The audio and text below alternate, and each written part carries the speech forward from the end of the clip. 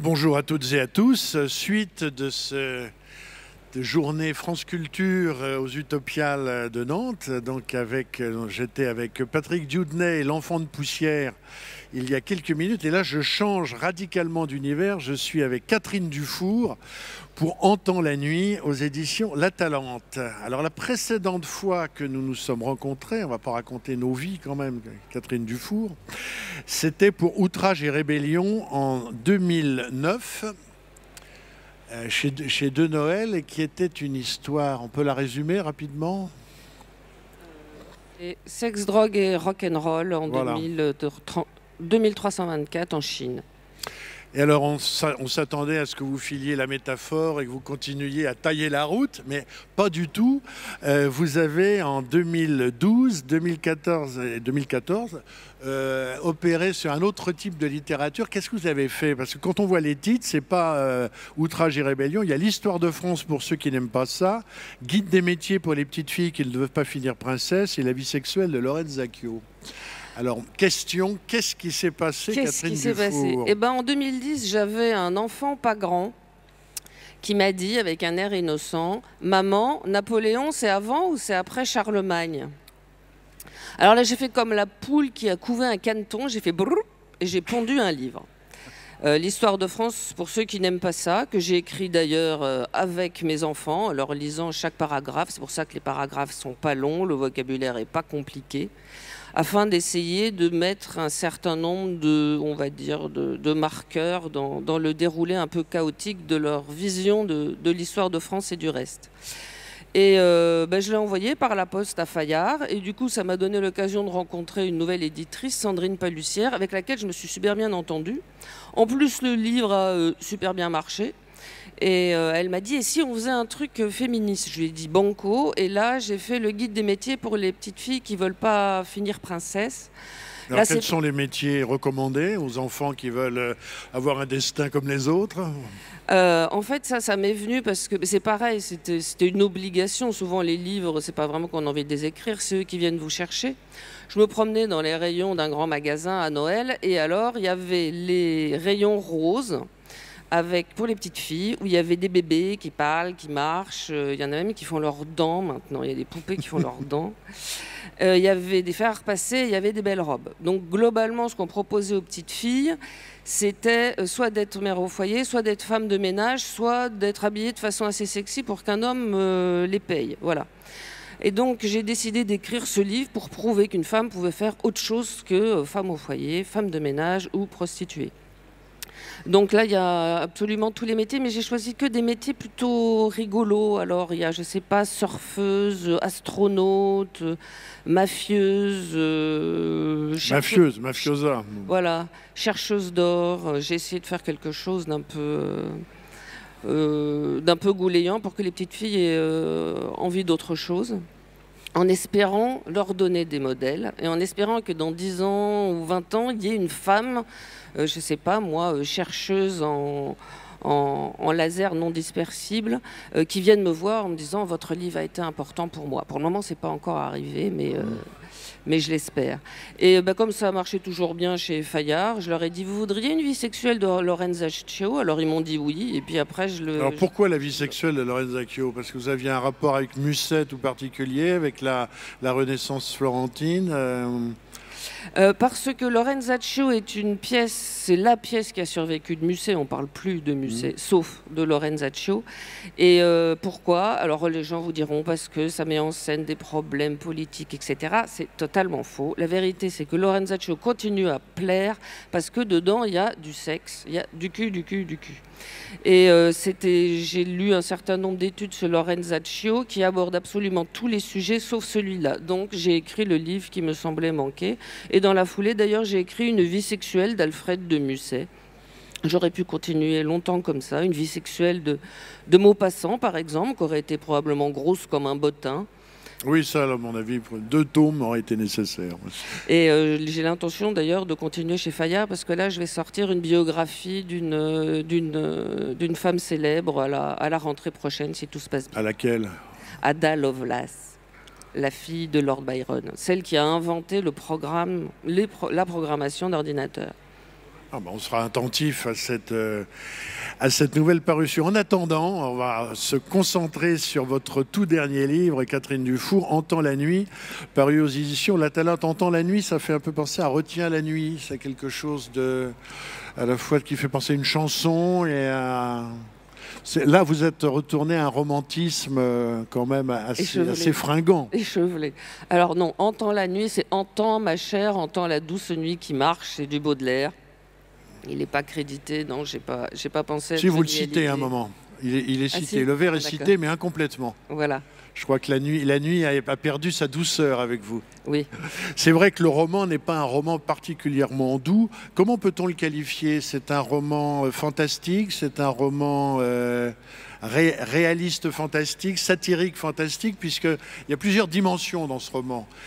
C'est l'histoire d'une jeune fille, Myriam, qui revient d'Amsterdam et qui se trouve d'une certaine façon embarquée dans la vie d'une société qui est une société comme on en voit aujourd'hui beaucoup. Il y a la dimension de la critique sociale est tout à fait importante. Comment peut-on placer ce roman, je dirais, au carrefour des genres? Alors, au carrefour des genres, c'est de l'urban fantasy, de la fantasy urbaine. Oui, ça existe. Alors, en fait, ça vient la genèse, parce que je sens que tu vas me poser la question. La genèse, c'est il y a quelques années de ça, parce que j'écris des articles dans le Monde diplomatique. Et avec Evelyne Piaillet du Monde diplomatique, on s'est intéressé à deux phénomènes littéraires. C'est Twilight et 50 Shades. Twilight, c'est un succès phénoménal, c'est à partir de 2005, et 50 Shades, c'est en 2011. Alors, il faut savoir que 50 Shades, c'est vraiment une fanfic de Twilight, hein, c'est un spin-off. Fanfic, alors pour ceux qui ne connaissent pas, c'est les fanfictions, fiction de fans, il y a des sites entiers de fanfiction en français, en anglais et dans toutes les langues. Alors, qu'est-ce que c'est qu'une fanfiction? C'est quelqu'un qui adore une œuvre et qui, du coup, a envie de la prolonger. Par exemple, si toi, tu es, on va dire, fou des Schtroumpfs, tu peux parfaitement écrire une fanfiction sur les Schtroumpfs. Et si tu es tout à fait exaspéré parce que Gargamel ne marche jamais, tu vas pouvoir exprimer ta frustration en écrivant un Schtroumpf où Gargamel gagne enfin et réussit à marcher avec ses grands pieds sur les champignons du village Schtroumpf. Ou alors, moi j'ai vu une fanfic qui était vraiment comme ça, on sentait le soulagement. C'est Titi et Gros Minet arrive enfin à attraper Titi. Et il casse le cou de Titi, puis après il le plume, et après il le passe à la broyeuse, et puis après il mange Titi. On sentait que ça faisait du bien à l'auteur de la fanfic. Et dans les fanfics, elles sont toutes classées par genre, romantique ou autre, et il y a des genres sexuels. Alors, un peu de sexe, c'est une fanfic Lemon, plus c'est smut, et vraiment porno, c'est le PWP, porn without plot, c'est-à-dire porno sans intrigue. Et 50 Shades, c'est vraiment une fanfic smut de Twilight. Il y a plein de si vous voulez aller voir ça, c'est super marrant les fanfics. Il y en a sur Harry Potter. Alors vous voyez Harry Potter qui couche avec Ron, Harry Potter qui couche avec Draco. Il y a même Harry Potter qui couche avec Severus Snape, ce qui a horrifié J.K. Rowling qui a dit oh no, not Snape. Voilà, et donc James, qui a écrit 50 Shades, a vraiment d'abord écrit une fanfic de Twilight qui après a eu du succès et est sortie en format papier. Donc moi j'ai lu Twilight, j'ai relu Twilight, et puis j'ai lu 50 Shades, et après j'ai relu 50 Shades, oui c'est moi. Et du coup j'ai écrit un article qui s'appelle le pornographiquement correct dans le Monde Diplo, pour étudier ce qu'on appelle une évolution de la sexualité féminine. Et effectivement, la convergence entre Twilight et 50 Shades, d'abord, c'est des livres qui sont écrits pour être lus de la main gauche, hein, c'est très bien, moi j'ai rien contre ça, la sexualité, ça donne les joues roses, ça renforce la ceinture abdominale. Mais il y a des divergences. Twilight, ça a été écrit pour les ados. Donc tu es une adolescente de 14-15 ans, et là, c'est le fantasme absolu, le plus beau garçon du lycée tombe amoureux de toi. Et en plus, il couche pas, ce qui vers 14-15 ans peut sembler rassurant. Alors que Twilight, c'est vraiment la même, mais 15 ans plus tard. Alors, déjà, il couche, c'est bien qu'on puisse dire, hein. Mais en plus, elle a gagné en autonomie. Par exemple, dans Twilight, l'héroïne n'arrête pas de tituber parce que c'est une ado maladroite. Dans 50 Shades, elle n'arrête pas de tituber parce qu'elle boit comme un trou. Mais chez vous, elle titube pas. Hein? Chez vous, elle titube pas, là. Non, non, moi, Voilà. j'ai pas repris exactement la même. J'avais Voilà. essayé, mais non, finalement, c'est agaçant. On n'avance pas avec une héroïne qui titube. Dans Twilight, l'héroïne, son petit ami surveille tout ce qu'elle fait, y compris ce qu'elle mange. Alors que dans 50 Shades, l'héroïne dit à Grey, qui veut aussi contrôler sa nourriture, non mais c'est hors de question que tu contrôles ce que je mange. Donc il y a un gain en autonomie entre Twilight et 50 Shades. Mais par contre, là où il n'y a absolument pas ni question ni réponse, c'est au niveau de la conscience sociale.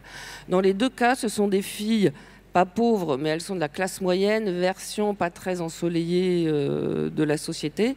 Et elles tombent amoureuses d'un type qui pète de pognon, quoi, qui dégouline d'argent. Donc, jamais n'est posée la question, est-ce qu'un prince peut épouser une bergère et vivre heureux avec elle pendant 100 ans et lui faire ou pas beaucoup d'enfants? Alors, donc c'est la question qui est posée dans... Voilà, donc j'ai fait comme tout le monde, j'ai écrit ma fanfic de Twilight. En temps la nuit. Voilà, j'ai créé le livre que je trouvais qui manquait, c'est-à-dire la même histoire mais avec une conscience sociale. Je pose la question et j'y réponds en fait, et je vais faire un gros spoiler. Est-ce que c'est possible? La réponse pour moi c'est non. Alors le personnage donc arrive, effectivement, est un peu, au début il titube un peu socialement, c'est-à-dire qu'il a été hébergé par sa maman, qui est une dame assez marrante d'ailleurs. Le papa n'est pas là, on le verra apparaître à la fin. Donc, et on commence par une tentative de réinsertion sociale, on peut le dire, mais dans une société Zuidentoren assez particulière. Qu'est-ce qu'on peut en dire de cette... Alors en fait, elle n'est pas particulière du tout. Moi, j'ai travaillé dans le privé pas mal d'années. J'ai beaucoup changé de boîte. J'ai travaillé dans le public. Et la société que je mets en scène est extrêmement banale. C'est une société, on va dire, c'est une PME parisienne qui emploie bien sûr massivement des femmes moins de 25 ans non blanches parce que du coup, elles sont payées à moins de 1 000 € par mois. Et elles sont faciles à virer et elles ne se syndiquent pas. Et par exemple, dans les toilettes, il n'y a pas de lunettes, il n'y a pas de papier, il n'y a pas de miroir, il n'y a pas de chauffage. Et donc ça, c'est des chiffres connus. Ça permet d'économiser 2 jours de travail par employé et par an parce que les gens, quand ils passent aux toilettes, ils ne restent pas 2 heures, ils y restent 30 secondes. Voilà, il n'y a que dernièrement, à cause des problèmes sanitaires, qu'on a quand même imposé qu'il ait moyen de se laver les mains et de se les sécher. Ça, ce sont des vérités. Cette société n'est pas particulière. Alors, qu'est-ce qu'on y fait dans cette société? On y fait de la veille. Alors, j'ai choisi, on va dire, pour ne pas m'étendre particulièrement sur son métier, qui n'est pas ce qui m'intéresse le plus, c'est tout simplement un métier dans le numérique, un type de bullshit job qui consiste à passer son temps rivé sur un écran. Alors justement, Myriam, elle va rencontrer là un personnage donc, qui est le fameux, une espèce de dieu, pas de dieu vivant, mais quasiment, on peut le présenter là. Ce personnage qui est une sorte de lord anglais, puisque la société est possédée et tenue en main par une sorte de triumvirat d'aristocrates anglais, qui eux sont parfaitement oniriques. Et voilà. Impitoyable. Voilà, donc le pitch de ce livre, en fait, c'est une jeune fille qui tombe amoureuse, non pas d'un vampire, mais d'un appartement. Voilà, elle tombe amoureuse de son 2 pièces, un joli petit 2 pièces avec toilette indépendante de la salle de bain. En fait, elle tombe tout simplement amoureuse de l'esprit qui hante cet appartement et elle va découvrir que non seulement il existe, c'est un fantôme, mais qu'en plus, ces fantômes sont légion et qu'ils occupent tous les murs de finalement toutes nos maisons. Donc elle va avoir l'esprit qui switch. Et là, moi, je me suis inspirée, si je puis dire, d'un aspect très dickien. C'est-à-dire il y a un glissement dans la perception du temps et de l'espace qui fait qu'à un moment, elle sent le monde clignoter autour d'elle. Et elle va se demander si oui ou non elle met le pied dans cette réalité alternative, et elle va le faire. Et elle va découvrir, là c'est le 2e héros de ce livre, Paris. Ça pourrait être n'importe quelle grande ville. Cet homme-là, cet esprit-là, est un esprit qui vit dans les murs de Paris. Et ça m'a permis de promener le lecteur et la lectrice dans tous les endroits que j'ai pu découvrir de Paris. Alors, les toits de l'Opéra, les catacombes, le Père-Lachaise, les magasins de la bibliothèque de l'Académie française. ça m'a permis de voyager, de faire découvrir des lieux. Alors, que j'ai beaucoup appréciés. avant qu'on parle de Paris, parlons donc des espèces de petits boudoirs cosy et très, très fascinants où elle est mise en ménage, on peut le dire, par son amoureux, qui s'appelle donc Duncan Algernon Wayne Tempest. Alors là c'est véritablement une sorte de projection, je dirais presque immobilière, d'architecture d'intérieur, d'une sorte de fantasme comme ça. On a l'impression que tout est dans le patiné, la douceur, la richesse, le confort, le dufteux, le moelleux. C'est véritablement une incarnation du confort, cet endroit. Oui, qui est l'homme lui-même d'ailleurs. Voilà, j'ai axé tout ce qui était sensualité, qui est logiquement attribué à la chair. Je l'ai mis sur les logements, sur les appartements. Donc effectivement, ce sont des appartements qui ont des coussins moelleux, qui ont des murs doux comme une peau, et puis des tables douces comme du cuir. Et puis elle finit par coucher avec son appartement. Alors là, je laisse le lecteur découvrir, parce que ça n'a pas été facile à amener, le fait de coucher avec un appartement. Parce que ce qui est d'habitude du registre de l'érotisme et de l'anatomie passe dans le décor. C'est-à-dire qu'il y a un reversement de perspective. Voilà. Ça n'est pas le décor qui est le... Il n'y a pas de décor en définitive. Voilà. Et en fait, c'est aussi des choses qui m'intéressent en ce moment, c'est... Qu'est-ce que ça ferait si on devenait autre? Parce qu'on parle beaucoup de transhumanisme. Et Elon Musk rêve que d'une chose, c'est de nous télécharger dans un corps autre, un corps cybernétique. Et je me pose la question, qu'est-ce que ça nous ferait? Étant donné qu'on est vraiment défini que par nos capteurs, nous ne sommes au monde qu'à travers la vue, l'ouïe, le toucher, la proprioception. Et si on nous téléchargeait dans un autre corps, qu'est-ce qu'on deviendrait? Moi, je suis persuadée que si on nous faisait ça comme ça de but en blanc, on sombrerait immédiatement et définitivement dans la folie. Et moi, je me suis posé la question, si jamais un jour on meurt et on se réveille immeuble, imaginez, vous ouvrez les yeux et tout d'un coup, vous faites 15 mètres de haut, vous vous sentez tout graveleux, tout percé de tuyaux et vous avez mal à la toiture. Qu'est-ce qu'on devient si on n'a plus les capteurs et le corps et l'épaisseur à laquelle on est habitué?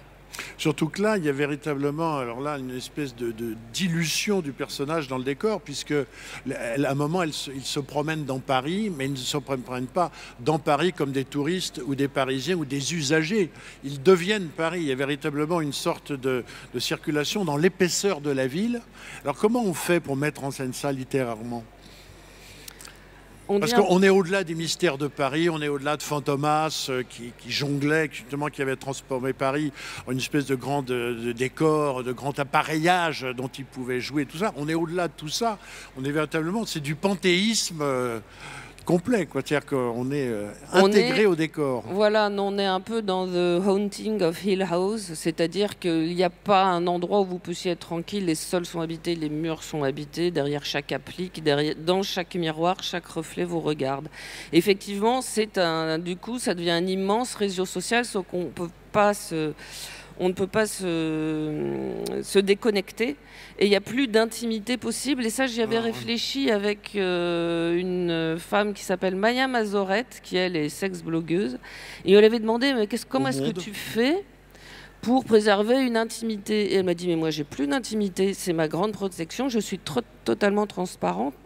Moi, j'ai une extimité. J'avais pas mal réfléchi sur le fait d'avoir une extimité, et en l'occurrence une sextimité. Ne plus avoir rien à cacher est peut-être la dernière des protections.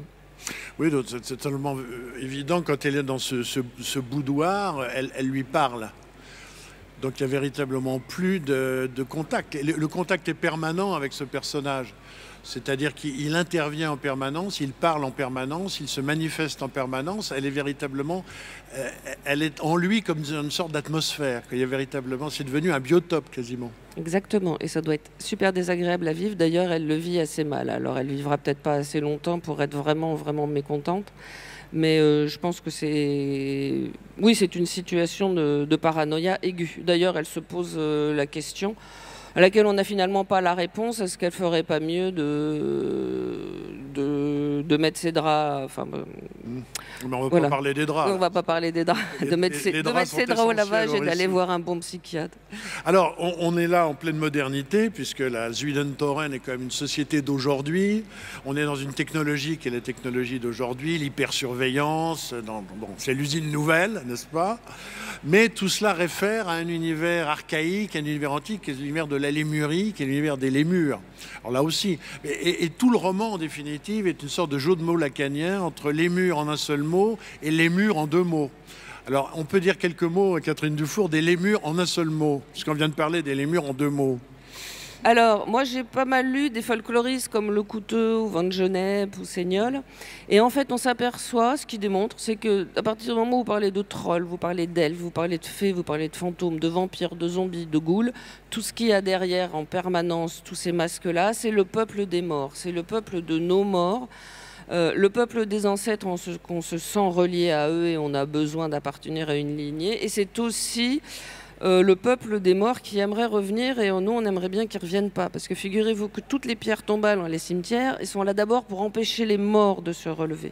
Voilà. Donc j'ai voulu remonter à la source de tous ces mythes fragmentés qui, en fait, ne sont qu'un seul et même visage, qui est le visage de l'être aimé qui est parti et qu'on a à la fois envie qu'il revienne et en même temps il nous fait très peur.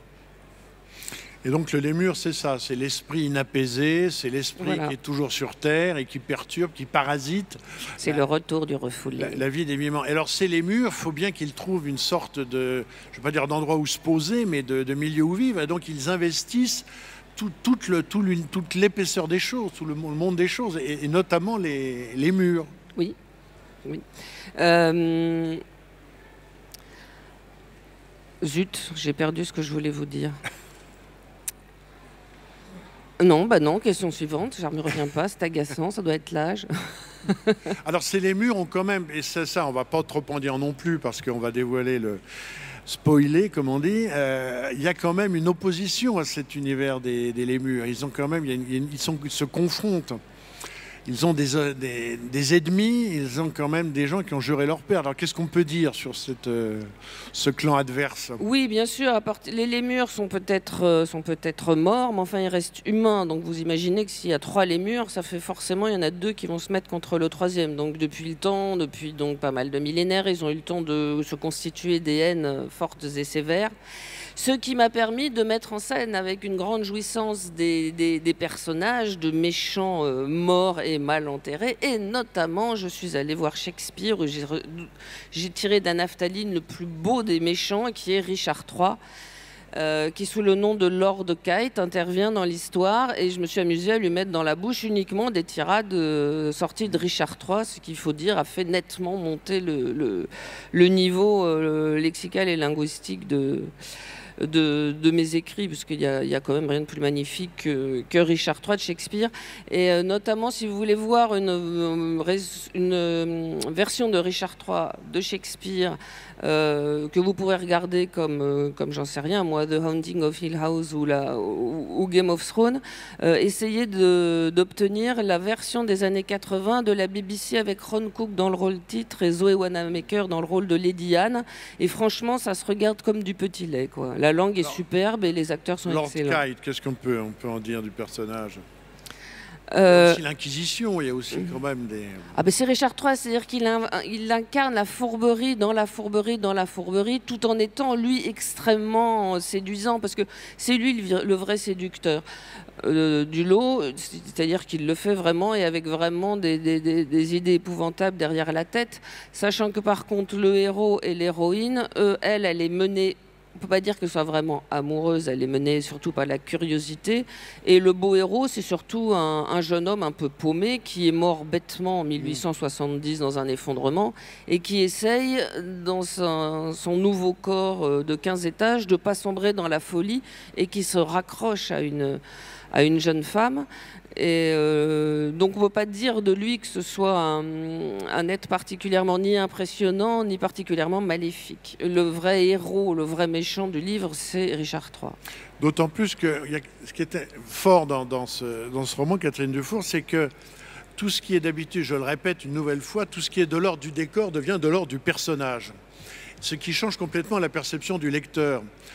Notamment, l'héroïne a une mère qui est spécialisée dans le patrimoine. Elle est conservatrice, je ne sais pas quel est le titre exact. Conservatrice du patrimoine. Elle est conservatrice du patrimoine, c'est-à-dire qu'elle veille à la préservation de sites classés ou qui devraient être classés ou qui ne l'ont pas été, qu'il faut néanmoins protéger. Elle évite le bétonnage, elle évite les destructions sauvages et les espèces de bourdes comme ça qu'on peut commettre dans un décor urbain.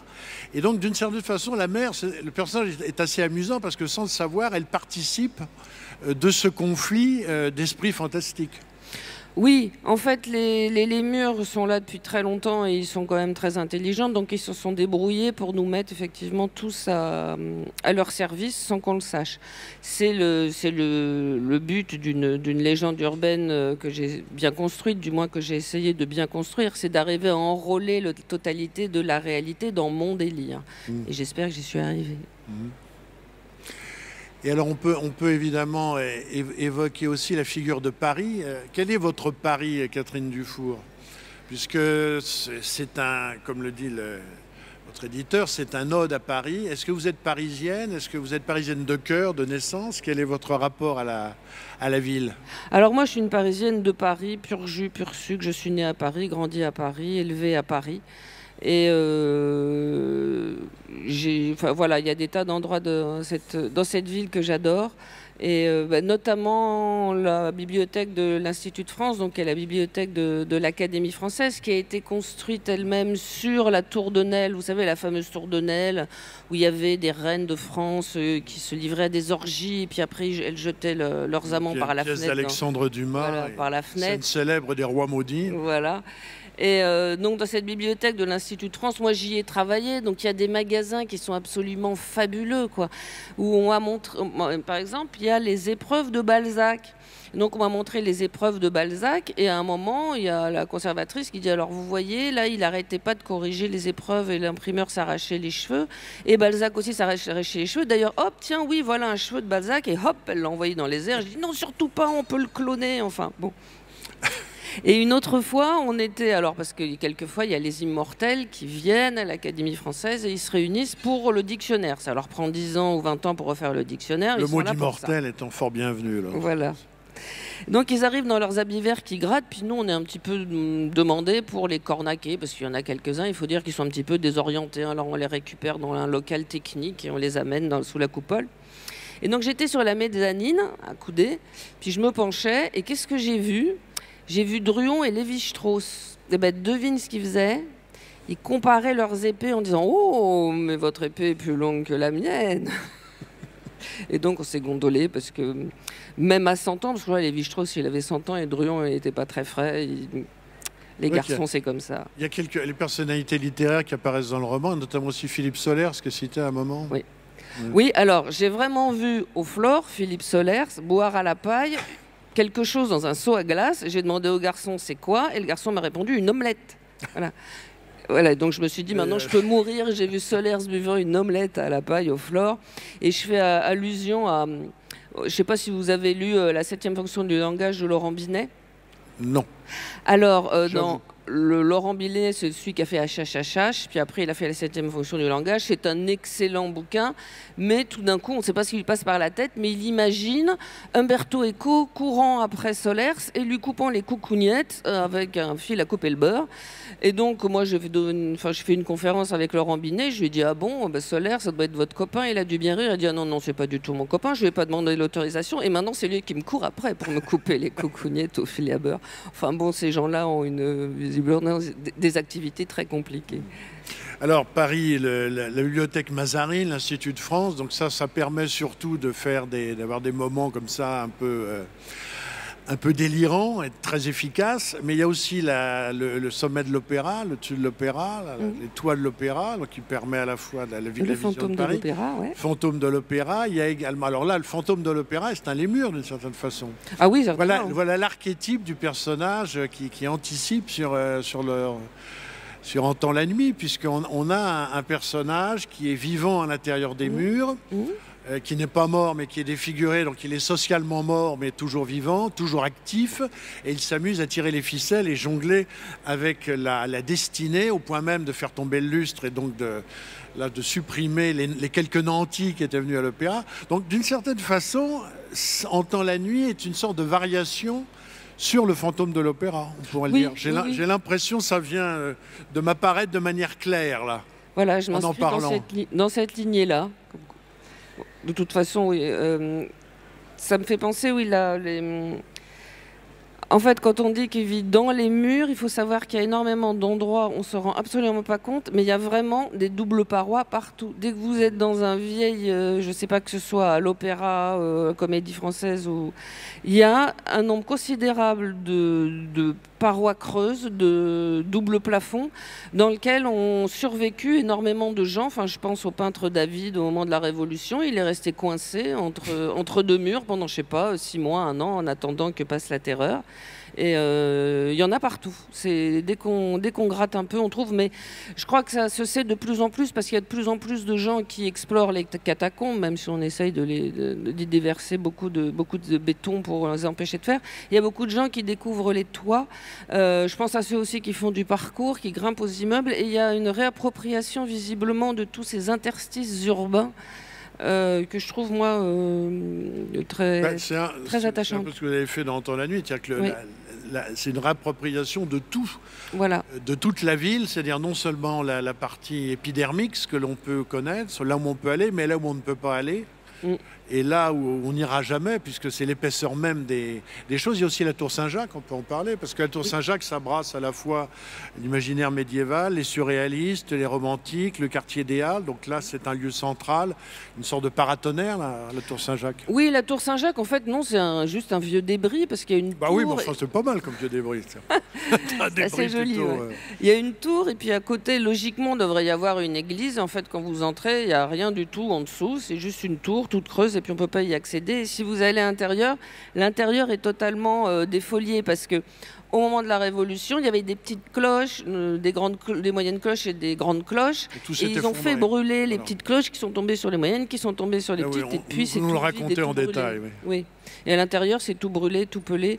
Même si je crois qu'il y a eu des travaux de réhabilitation qui ont été faits dernièrement. Est-ce qu'il y aura un tome 2, puisque je ne veux pas dire la fin, mais la fin laisse pressentir une suite? Ah, ben ça, c'est une bonne question. Parce que là, moi, j'aimerais bien faire un tome 2. Il y a une fin ouverte, effectivement, mais qui ne serait ni parisienne, qui serait plutôt méditerranéenne, non? Oui, qui se passerait du côté du lac de Caux, mais uniquement, oui. C'est pas très difficile de trouver des vieilles pierres en Italie. C'est Twilight qui prend sa revanche. Voilà, c'est une grande série qui vient de démarrer. Donc, qui est à la fois un roman d'amour fantastique, une sorte de Tristan et Isolde gothique et numérique, c'est un peu ça, à l'ère du numérique, qui est à la fois une sorte de vision fantastique de Paris, mais Paris, c'est même pas intramuros, c'est inframuros, avec toute sa mythologie, tous ses matériaux. Il y a la société d'aujourd'hui, et puis il y a un monde un petit peu gothique, atemporel, qui est celui des esprits. Et tout cela arrive à tenir dans un roman de Catherine Dufour qui s'appelle Entend la nuit. Voilà. Voilà, merci Catherine Dufour, merci, et on vous lira avec beaucoup d'intérêt.